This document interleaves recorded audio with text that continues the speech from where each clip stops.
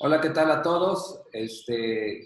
Compañeros, pues hoy tenemos una entrevista especial dentro del tema dentro del tema de la importancia social y cultural del mezcal e invitamos a la maestra Zósima Olivera. Ella nos va a platicar sobre su región, la importancia social y cultural que tiene el mezcal aquí y me gustaría que ella misma se presentara.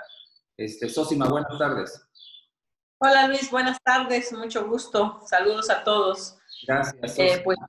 aquí estamos listas para hablar de esta bebida que es tan importante para nosotros. Y Gracias. bueno, hablar del mezcal es un tema bastante grande. Pero bueno, voy a empezar. Muy amplio, sí, muy amplio, como bien dices, ¿no? Muy amplio. Ahorita solamente vamos a tocar uno de esas tantas aristas que tiene el mezcal. Zósima, ¿cuánto tiempo tienes en el mezcal? ¿Cómo inició tu mundo en el mezcal? Fíjate que muchas veces el hecho de que una mujer se nombre como maestra mezcalera siempre es como controversial para algunos, porque sobre todo los maestros mezcaleros dicen, no es que la maestra mezcalera no hay, aquí somos puros hombres, somos los que trabajamos, etcétera. Pero sí hay maestras mezcaleras, pero generalmente pareciera que tienen una particularidad.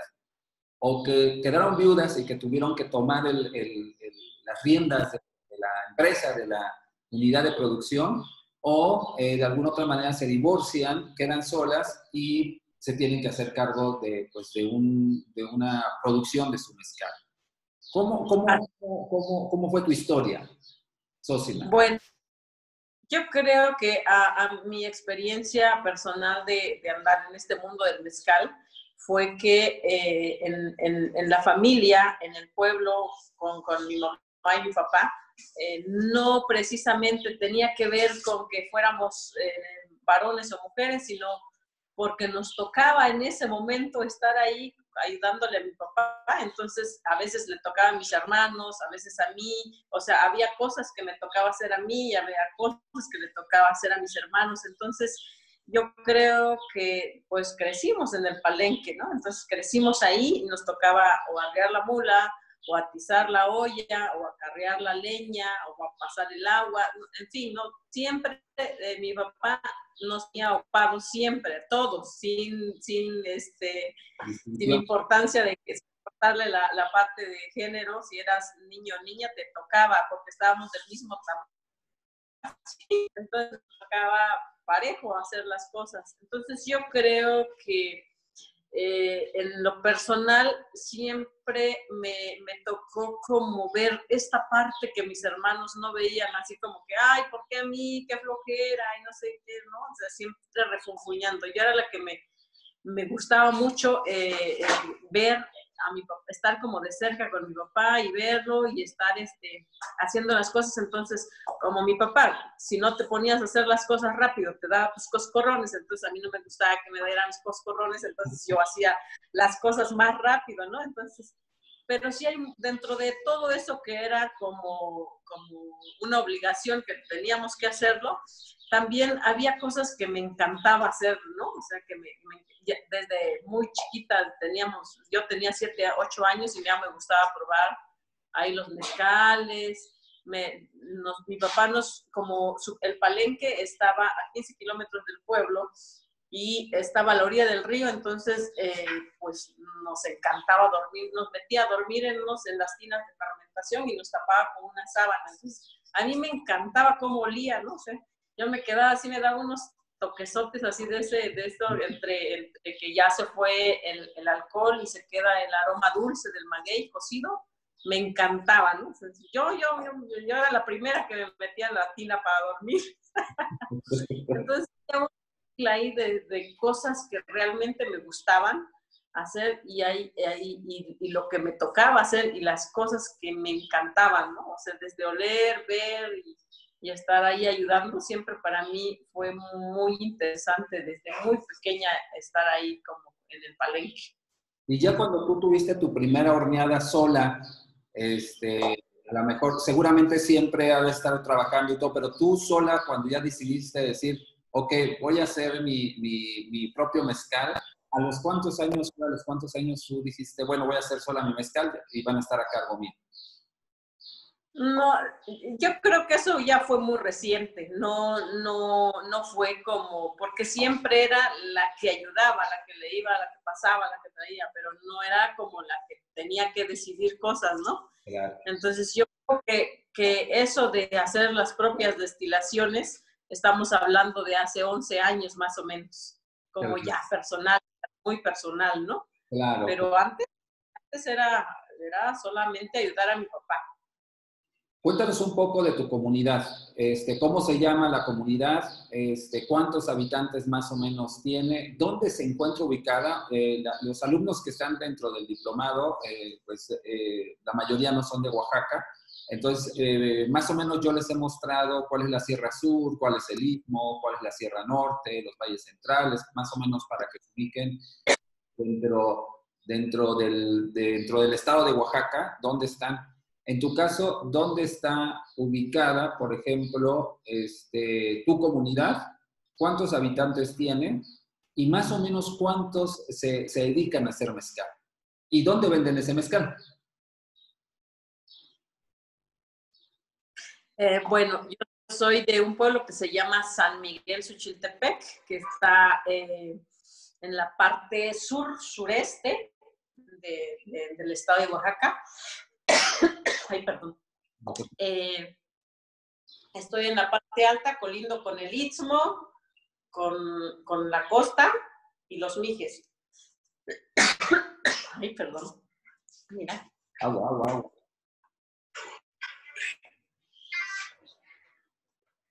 Y bueno, es un pueblo muy pequeño, de 100 familias. La región Chontal está, digamos, en la parte alta. Hay chontales de la parte alta y chontales de la parte baja. La parte baja está Guamelula, toda esa franja costera, esa también es chontal, pero de la parte baja. Inclusive en el lenguaje el tono es un poquito diferente. Los chontales de los altos somos muy diferentes, ¿no? Entonces, bueno, esos somos los chontales, que en la actualidad realmente ya quedamos muy poquitos. Y en cuanto a realmente la gente que lo habla, es cada vez más, somos menos, sobre todo en la parte mucho más alta que es San Pedro, San Pablo, en la parte de muy arriba. Ahí, por ejemplo, la gente todavía en cada pueblo, el 80% lo hablan el chontal. Pero así como va bajando, se va, de alguna manera, hemos dejado de hablarlo, ¿no? Entonces, yo soy, por ejemplo, una generación de hablantes que ya es un mínimo, ¿no? Lo que nos tocó aprender. La mayor parte de la gente que lo habla en mi pueblo, por ejemplo, son de 60 años en adelante. Somos la gente que habla el chontal. Y bueno, nos ha tocado vivir esa experiencia. Ahorita se le ha dado un poco más de realce a la lengua y la gente, los niños están empezando a hablar de nuevo, ¿no? Entonces yo creo que ahí está pasando un fenómeno bien interesante. Ojalá sea en los más pueblos, pero yo creo que la lengua chontal en Oaxaca es una de las lenguas que de alguna manera se están perdiendo. Claro, sí, es una de las que están pues desapareciendo, ¿no? El Izcateco ya desapareció y el Chontal es una de las que está en peligro también de desaparecer porque evidentemente no se estaba haciendo nada, que ya con los niños se está haciendo algo, ¿no? Dime una cosa, de esa comunidad donde tú vives, ¿como cuántas familias, de esas 100 familias, se dedican al mezcal o se dedican a la producción de agave? ¿Y cómo es que vendían antes el mezcal estando en los chontales? Además, digo, no has platicado, pero ¿cuánto se tarda uno para llegar a tu comunidad? ¿Cómo era antes? O sea, ¿cómo bajar con todo ese mezcal? ¿Dónde lo vendían? ¿O cuál era su punto comercial o su punto de distribución más importante? Sí, y pues mira, la gente que hace mezcal en mi pueblo es realmente muy poca. Somos como la gente que realmente se dedica a hacer mezcal. Yo creo que estamos como 10 familias, otros 5 que hacen temporadas y así. otras 5 más que solo siembran. Entonces somos alrededor en el tema mezcal maguey, pues 40 familias, ¿no? Unos que siembran puro maguey, unos que venden el maguey, otros que siempre trabajan más constante, otros regularmente, pues la mayor parte de la gente hace su mezcal para consumo personal. Y bueno, pues así ha pasado. Yo creo que desde que yo recuerdo, el mercado ha sido muy, muy interno, de nada más ahí de los pueblos. Yo cuando era niña, por ejemplo, me acuerdo mucho que nuestro mercado o el mercado más grande que existía era la Merced del Potrero, ¿no? Era un pueblo cafetalero, o sigue siendo un pueblo cafetalero, pero no como ese auge que tenía en los años 70. Mi mamá dice que desde los 40 había un movimiento económico en ese pueblo en particular, en la Merced del Potrero. Entonces, en los 70 todavía la gente iba a vender su mezcal ahí en ese pueblo, pero eran pues grandes cantidades para consumo solamente de los jornaleros, ¿no? De la gente que trabajaba todos los días y no había otra cosa que hacer en el pueblo más que sentarse en la cantina y chupar mezcal, ¿no? Entonces, ese fue nuestro punto más grande económicamente hablando de toda la región, ¿no? La Merced del Potrero. Esto queda más del lado del istmo. De la costa. De la costa. Sí, Okay. exacto. Abajo de la costa. ¿A cuánto tiempo caminando en burro, en camioneta estaba? Pues caminando era todo el día. Se iban a las 3 de la mañana y dice que llegaban pero se iban con 3 burros, 4 caballos, 5 mulas y con el del compadre. Y entonces iban así 20 mulas, caballos y burros y todo eso. Entonces, sí llevaban bastante mezcal. Y entonces llegaban ahí y se los compraban todo. Así como lo que llevaran, les decían, vacíenlo ahí, ya no. Entonces, era así como, pues, no sé, yo creo que por cada viaje que iban, por ejemplo, de mi pueblo nada más, que de la región, yo creo que de esa parte somos el pueblo o fuimos el pueblo más productor, con más gran cantidad de productores. Porque si bajamos, digamos, del otro lado, está uno de los productores más fuertes, es San Lorenzo, Jilotepequillo y San Lucas, Ocotepec, ¿no? Entonces eran como los pueblos que producían del otro lado, pero de aquel lado, pues era San Miguel, Suchiltepec el que producía. Entonces, se llevaban 1000 litros por viaje y todo se vendía, ¿no? Entonces, que había suficiente economía moviéndose en ese pueblo. Claro, además era por semana. Cada semana, porque hay un día de pueblo. Por mes. O por mes. Entonces sí había mucho. Y ese era nuestro mercado realmente. Mi papá dice que le tocó vender en la parte de los chontales de la parte baja, pero como desde Morro hasta Huamelula, todos esos pueblos, pero sí vendía poco, ¿no? Entonces, donde se vendía realmente era ahí en la Merced del Potrero. Ahora, dime una cosa, sí se vendía, bueno, de alguna otra manera, bueno, era su parte muy importante en la economía de la comunidad, por lo que dices, también por la cantidad de que se vendía. Ahora, dime una cosa, ¿para qué usaban o para qué usan todavía, usaban y usan el mezcal en la actualidad en la comunidad? ¿Es medicinal? ¿Se ocupa para algunas costumbres que tengan en la comunidad? Por ejemplo, ahorita acabas de decir que es San Miguel, bueno, el pueblo se llama San Miguel Suchiltepec. San Miguel es el arcángel San Miguel, quiero pensar, y seguramente tiene su día de fiesta y seguramente le hacen una gran fiesta y seguramente hay mezcal. ¿Es así? ¿O sí, no es así? Sí, yo creo que lo principal, el mezcal era como, o es todavía, yo siempre digo que en la despensa siempre había mezcal, ¿no? O sea, así como el frijol y el maíz y todo eso, había pues para consumo primero.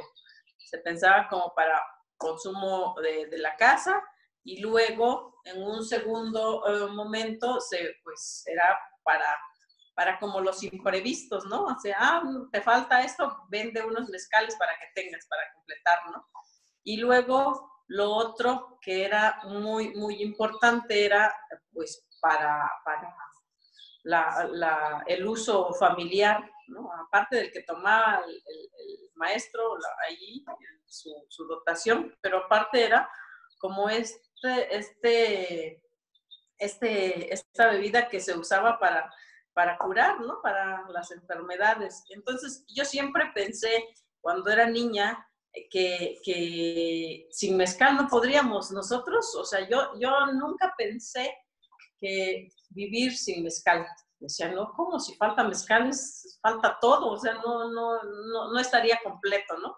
Entonces, por eso en la casa, independientemente que ahora de alguna manera tenemos estos mezcales, yo creo que en la casa nunca faltó garrafones de mezcal, ¿no? Siempre, siempre hubo mezcal.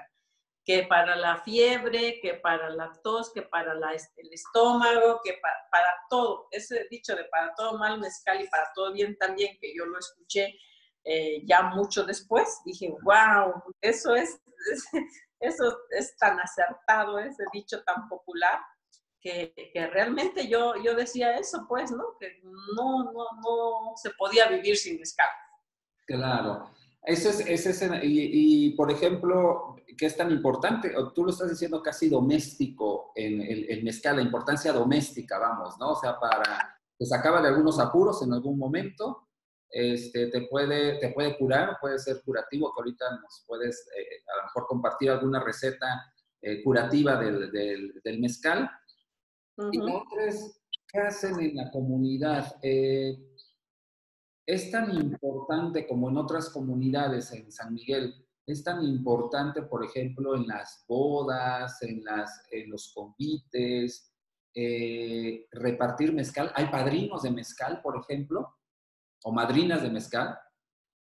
Pues yo siempre vi que en las fiestas siempre se tomaba mezcal, siempre se ha tomado mezcal, a lo mejor un poco más como separado, como que hacían grupos, como que los señores hacían un grupo para tomar mezcal y las mujeres por otra parte, como en la cocina, como cocinando allá y de repente les daban un poquito, pero realmente los que toman o los que han tomado históricamente en el pueblo han sido los varones.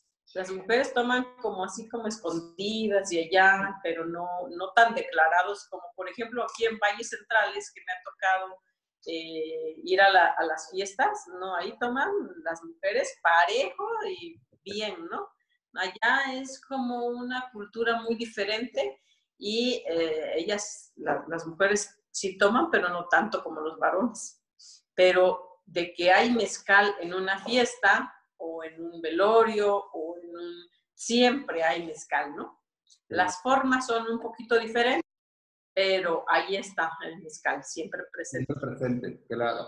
Ahora dime una cosa, en el proceso de elaboración del mezcal, desde el cultivo del maguey, hasta el momento del ajuste alcohólico, me gustaría saber si existe algún ritual en alguna de las fases de elaboración del mezcal que tengan en San Miguel. En otras comunidades, por ejemplo, se mata gallinas, en otras comunidades echan chile al horno. ¿Qué pasa en San Miguel con la técnica de elaboración de mezcal? Un poquito, si nos puedes platicar así rápidamente el proceso, cómo lo hacen, y si hay algún... Okay. Sí. Que lo hagan. Un ritual. Pues, por ejemplo, igual también, ¿no? Cuando está el fuego al rojo vivo, le echan chile para que el maguey se cueza bien, ¿no? Entonces, son así como cositas muy pequeñas que se hacen sobre todo en el cocimiento del maguey, ¿no? Para destilar, es así como pedirle permiso al ambiente, a la naturaleza, a la energía, ¿no? Pero es como que los chontales somos como más, así como que siempre escondidas, como más personal. es el asunto, como más en el pensamiento y más interno, ¿no? Se hace todo eso, pero es como muy interno, como que no lo digas, como que tu corazón y tu cabeza lo sepa, que estás diciendo en algún momento, cuando se está trabajando, se está pensando en eso, por ejemplo, pero no se hace así como tal, ¿no? Como, por ejemplo, en los rituales, lo que yo decía antes, de que la iglesia llegara como con más fuerza, en la parte del río, que se hacía una ceremonia, pero ahí se mataba un colote y se tiraba la sangre y se ponía en un incensario suficiente copal y a hacer como un agradecimiento a la tierra para que nos diera agua, para que nos diera una buena temporada, ¿no? Era como es como muy, y ahí también estaba el mezcal, ¿no? Ya, pero ya como tal. Pero en su elaboración como tal, es como más personal ahí. Entonces, por ejemplo, mi mamá, cuando hagas algo, tienes que siempre pedir permiso, agradecer, bendecir, pero con tu corazón, ¿no? Entonces, por ejemplo, esa forma de hacer las cosas siempre me llamó la atención, porque como dices, por ejemplo, en otros pueblos se hace como más público, más visible, ¿no? Totales somos como más de adentro.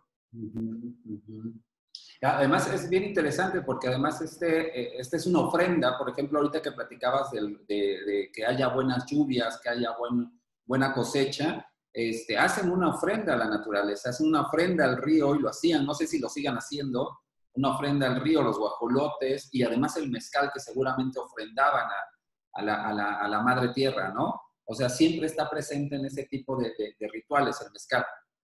Así es.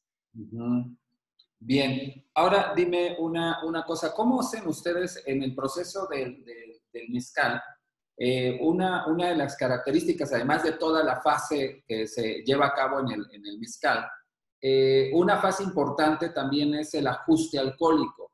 ¿Cómo hacen ustedes el ajuste alcohólico? ¿A cuántos grados lo dejan? ¿Y qué característica en el perlado debe de tener, por ejemplo, ¿no? Que es una parte importante, creería yo, de los mezcales tradicionales. Sí, yo creo que hablar de mezcales tradicionales es precisamente eso, precisamente que haya un equilibrio entre, yo personalmente pues me estoy como observando mucho esa parte, porque además era como la parte que me llevaba, cuando era niña, ver a mi papá en el cuarto, de techo de paja, con garrafones como ahorita, así de todos lados, verlo ahí metido. Yo siempre dije que cuando fuera grande iba a ser como él, porque agarraba puntas de aquí, los metía para allá y jalaba para acá y llevaba para allá. Y no nos dejaban, bueno, sí entrábamos, pero decía, quítense, me desconcentren, váyanse, ¿no? Lo sacaba. Entonces, a mi mamá, pero cuando llegaba su compadre, entonces se ponía a echar chisme y seguía igual con lo mismo. Pero esa parte, por ejemplo, desde muy niña, me llamó siempre la atención porque decía, bueno, ¿por qué le pondrá ya un poquito? Y bueno, viene del otro garrafón y le saca otro poquito y allá. Y ahora que me toca hacerlo a mí, realmente lo disfruto y no sabes cómo disfruto esa parte porque voy juntando, tengo aquí mezcales de 58, aquí muy altos, aquí más bajos, y entonces voy mezclando, pero de repente mi vista me dice que algo no está bien, y luego pruebo, y luego digo, wow, no, esto tampoco, y luego entonces voy probando y el perlado, y el sabor, el aroma, y son como tres cosas que tienen que estar parejos, ¿no? Entonces, por ejemplo, de repente una perla es muy alta y digo, ¿por qué? Y lo pruebo y digo, wow, esto como que no coincide. Entonces, hay veces que me he quedado así a medias y digo, no, esto ya se volvió mágico, allá lo guardo, mañana termino, ¿no? Entonces, ¿por qué así es esto? Porque así es esto. O te pasas tantito de puntas y ya lo subiste demasiado. Entonces, para que llegues a ese equilibrio de las perlas y el sabor, la verdad es todo un rollo. Entonces, te digo, a mí me tocó esa experiencia desde niña que me llamó mucho la atención y ahora con mis hijas les digo también lo mismo, ¿no? Les digo, a ver, esta perla le falta 3 gotas de cola y ellas así, ¡ah! ¿No? Le pongo 3 gotas de cola y le veneceo y se cierra. Y le digo, ¿ya vieron? Y está, no manches. Ahora la parto con ellas, ¿no? De cómo se arreglan los mezcales. Pero sí, realmente esa parte, yo creo que en todo el proceso de hacer mezcal, un mezcal tradicional, está lleno de misticismo, lleno de sabiduría, lleno de energía. O sea, no es como tal así el líquido, ¿no? Sino hay como muchos factores que influyen para que esto se vuelva así y salga así tan mágico, ¿no? Porque de repente estoy en el palenque y estoy pensando que voy a sacar de esa olla, voy a sacar 12 litros y a veces me salen 15, hasta 20 y a veces me salen 10. Entonces digo, ¿qué pasó, no? Si en una sale 20 y en otro me sale 15. Y digo, pero si aquí estoy y no me muevo y estoy observando las ollas, entonces, ¿qué pasa, no? Entonces, yo creo que todo el proceso es algo de mágico, es algo mágico, algo de magia que pasa ahí. Y por eso le llamo mezcal tradicional, porque no es lo mismo que llegas y dices, a ver, voy a checar, no, le falta otro litro, ¿no? O sea, como cantidades exactas, como una receta. Hacer mezcal es poner el corazón, la buena energía, porque también, o sea, quiero decir, lo que a veces he hecho mezcales encabronar y me sale de la chingada, no me gusta ni a mí. O sea, ¿por qué? Porque la energía estuvo ahí, que me enojé, que no estuve como en armonía ahí, y no creo que sea la única. Yo creo que de repente en algún momento de los procesos nos enojamos porque no nos salió, porque algo se atravesó por algo, ¿no? Entonces yo creo que por eso digo, el hacer mezcal realmente es tener un equilibrio por fuera emocional, esta actitud de que vas a hacer algo interesante, algo importante, ¿no?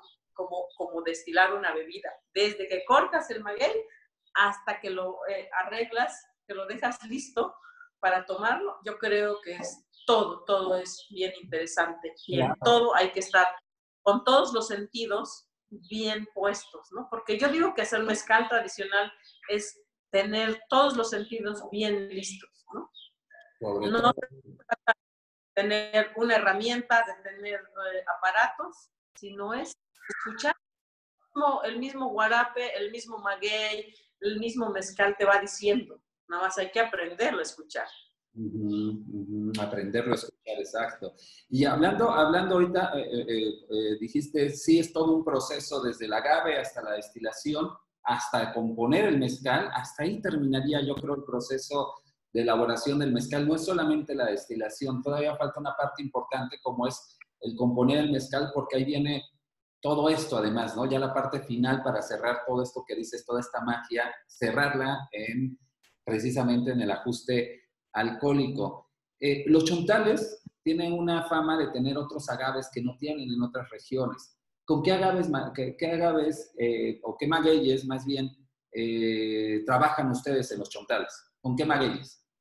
Yo creo que sí, yo creo que a lo mejor alguno puede ser en algún momento una angustifolia, se puede parecer a un rodacanta, no sé, ¿no? Algunas, pero yo creo que es una región donde no se ha hecho de alguna manera muchos estudios por lo alejado, no sé, ¿no? Por muchas cosas.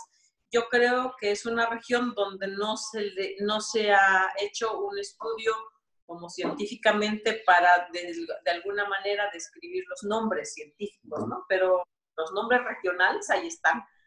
Y creo que, por ejemplo, decía que tenemos el chato, que es el único que me traje una planta porque tenía muchas dudas y entonces le dije al maestro Abisaí, al doctor Abisaí, maguey es un potator, ¿no? ¿Qué onda, no? O sea, porque como que no se parecía, pero tenía una similitud. Entonces, él dijo que era un semaniana. Pero me traje el maguey así listo y ya le pregunté ahí a él, le puse el maguey chat, entonces me dijo, este es un semaniano, que es el único que de alguna manera conocemos con el nombre científico, ¿no? Pero una espadilla blanca y una espadilla colorada, ¿no? O sea, son dos variedades de espadilla. Tenemos un maguey muy parecido al espadín, pero más delgadito, le decimos gavilán.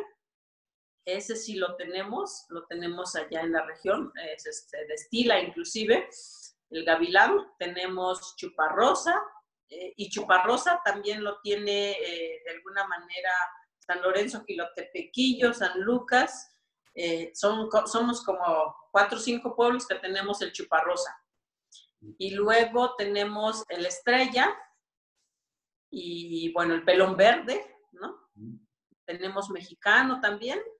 Okay. Y un maguey que le decimos bartoleño, que ya eso sí, ya se está perdiendo porque era un poco más de aquí de la parte de San Bartolo. Ahí era como un lugar donde había mucho de ese maguey y nosotros teníamos, toda la región había un poco, pero ahora se está perdiendo mucho, ya no se ha sembrado, ¿no? Pero son como los magueyes que de alguna manera podemos encontrar en la región. Bastantes. ¿Sí? De esos yo creo que alguno debe ser, uno es rodacanta, como bien dices, pero los otros quién sabe qué sean, ¿no? Por ahí me suena como agave angustifolia pelón y agave angustifolia rubenses, que es muy delgadito, que puede ser el gavilán, ¿no? Pero como bien dices, no han ido a hacer estudios ni nada por el estilo ahí, ¿no? Dime una cosa, Zósima, ¿hay alguna leyenda, cuento sobre el mezcal o sobre el agave, o que hable sobre el agave, por ejemplo, en tu comunidad, en los chontales, con la etnia chontal? ¿Tiene algún cuento al respecto? Yo creo que son como fragmentos donde se menciona el maguey y el mezcal de algunas leyendas, digo, como por ejemplo este personaje de Fane Canzini, que es un héroe que defendió al pueblo, que luchó por el pueblo. Yo creo que en algunos momentos, por ejemplo, mencionan cómo él hacía sus flechas usando la fibra del maguey, de la penca, ¿no? O sea, de esa fibra usaba, y dicen que era como de las más duras que existían, de las fibras de maguey. Y entonces este personaje, Fane Canzini, hacía sus cuerdas con esa fibra de maguey. Pero como tal, así una leyenda del mezcal y del maguey, yo no creo que, no, por lo menos yo no sé, ¿no? Pero sí nos han contado así como algunas cosas, pero con fragmentos donde se mencionan la bebida de mezcal como tal y el maguey como para usar las fibras. Ok. Sí se mencionan los dos, pero son leyendas que hablan de otra cosa, pero que está eso ahí el mezcal. Así es. Pero nada que tenga que ver exactamente con el mezcal, algún dios del mezcal, algún dios del maguey, nada. No. Yo pensé que Fanny Cancini era colibrí. Creo que me habías dicho algo sobre el colibrí. ¿Sí? Así es. El Fane Canzini es en el calendario prehispánico del día 3 del mes. Ah, ok. Ustedes tenían su propio, la etnia chontal también tenía su propio calendario.